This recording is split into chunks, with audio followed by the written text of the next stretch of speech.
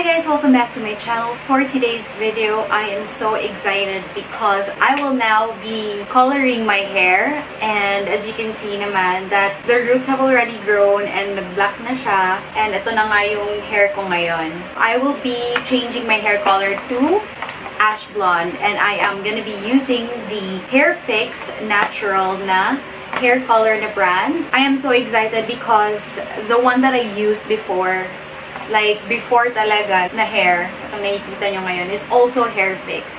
Ibang shade nga lang yon, and now I will be updating it to ash blonde.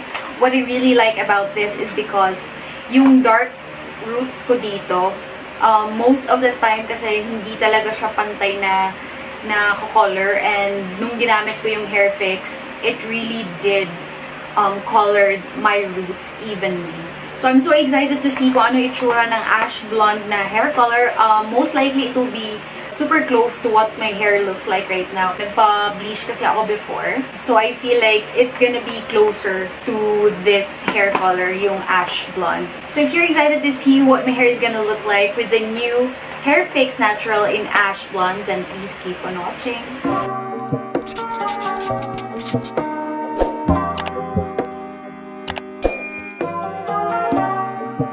Alright, so first of all, bago kayo mag-color pala sa hair nyo, just a little reminder, nasa box din siya, na kailangan nyo din mag-skin sensitivity test. If like, you're not really used to coloring your hair, if this is your first time, you just want to try something new, then please do follow the skin sensitivity test na nandito, na take your earrings off, clean the skin area of the ear, and then let it dry.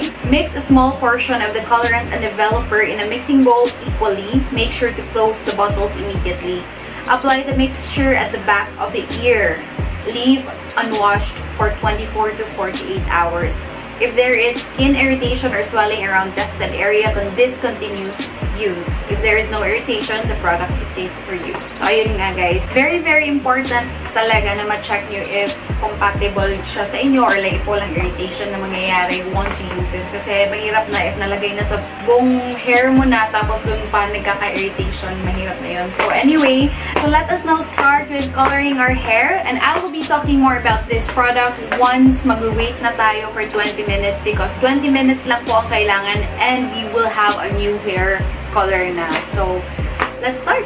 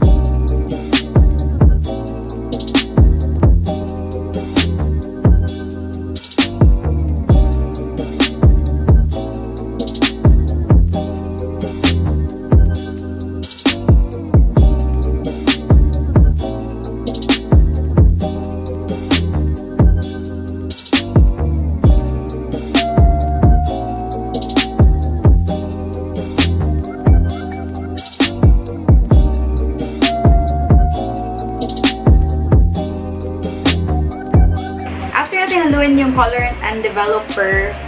With dry hair, apply the Hairfix Natural Cream mixture evenly. Start with gray roots or gray areas of the hair. Leave the mixture for 20 to 25 minutes to develop the color. Do not massage the mixture on your scalp. Rinse hair thoroughly with water to wash off the excess mixture. Then use the Hairfix Natural treatment to keep your hair soft and silky.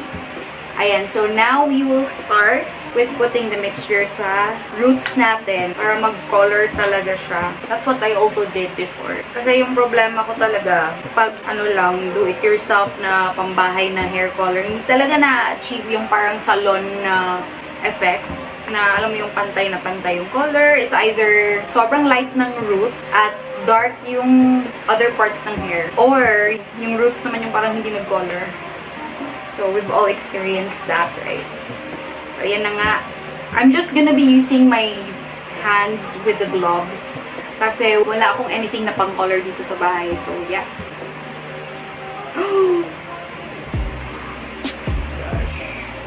By the way, hindi ako nag-conditioner while naligo kanina. Nag-shampoo lang ako. Because I know na magko-color ako today. So, ayan. Hindi ako expert sa pagko-color ng hair, guys, ha.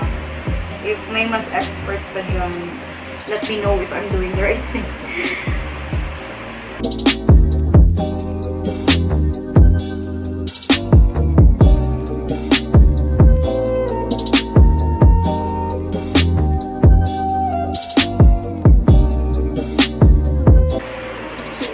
Divide natin siya. Ganyan, diba? Pag sa salon, divide. Sorry. Kalimutan ko. But now, buti na lang naalala ko kasi na-protect ko na yung damit ko.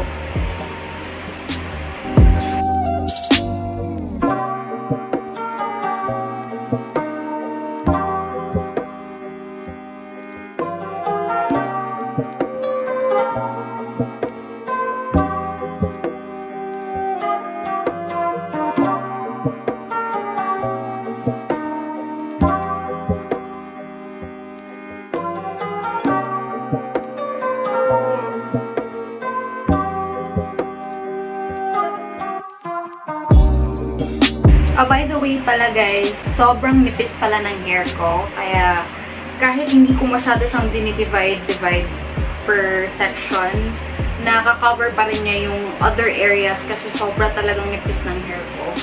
Kaya FYI lang. Also guys, para mas madali, you can also use clips. I also have clips pala, so I'll be using it para ma-section ko yung hair ko. If wala kayong clips, then kahit anong meron na lang kayo sa bahay, then you can use it. Para lang mas mapadali yung pag-ganyan-ganyan yung sa hair nyo. So, ayan. May clips din ako dito. Sana kanina ko pa ito ginamit, no? Like, yun ko lang din naalala.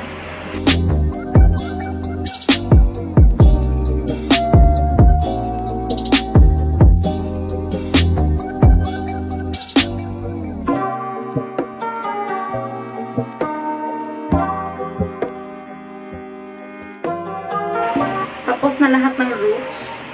Now, I will be doing the body na. So, ngayon guys, tapos na ako.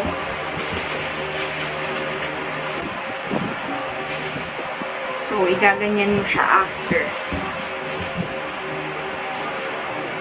Alright guys, while we are waiting for 20 minutes para matapos to, I will be talking more about this very amazing product na sobrang affordable lang din and kayang-kaya nyo rin gawin in the comforts of your home. Ayun. So, itong permanent hair color cream is for men and women pala, and it has triple oil complex enriched with natural ingredients, argan oil, olive oil, and almond oil extract.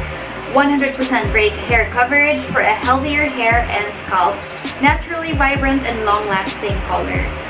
So, ayan guys. And nakita nyo naman kung anong laman ng isang box.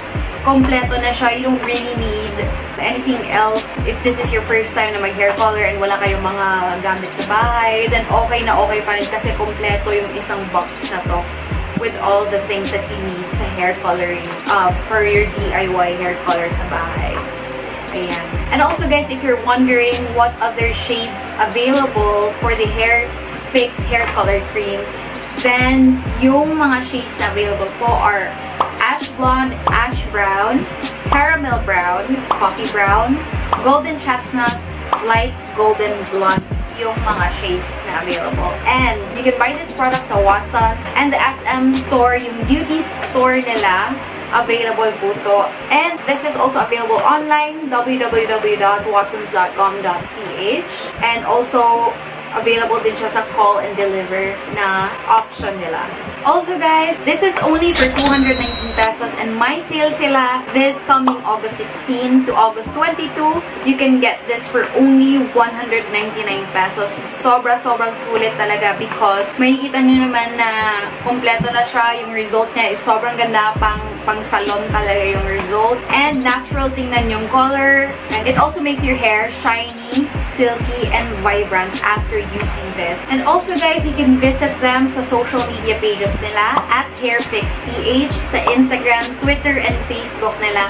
And also they have a YouTube channel at Hairfix. So you can visit them for more information about their products and their newest releases and some tips on how to take care of your hair. Okay guys, 20 minutes na and I will now rinse my hair. So I'll be back when I'm done.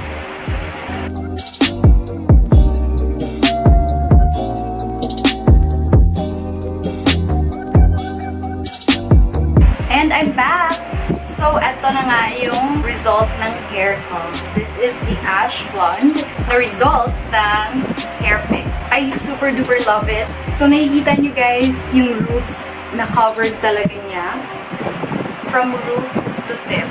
Yeah. And then, dito sa area na to, since na-bleach ko na area na to, tumubo lang yung hair ko. So, etong area na to, walang bleach. Ito yung magiging ash blonde na result if your hair is bleached. Pero if hindi, ito. And anyway, after a few days, mag-i-even na siya sa color ng hair mo. Pero if bleach yung hair mo, mas magpa-pop yung pagka-ash blonde niya, guys. If you really want to achieve that ash blonde, then bleach your hair first and then you can achieve the ash blonde with this. Or if you want a subtle ash blonde na parang natural tingnan sa buhok nyo, then this one is perfect. This shade is perfect for you. Ayan. So, I really like the effect. And sobrang soft and silky ng hair ko. Nakikita nyo ba yung shine? Ayan. It's because of the hair treatment na kasama dito sa Hairfix na box na to. Ayan.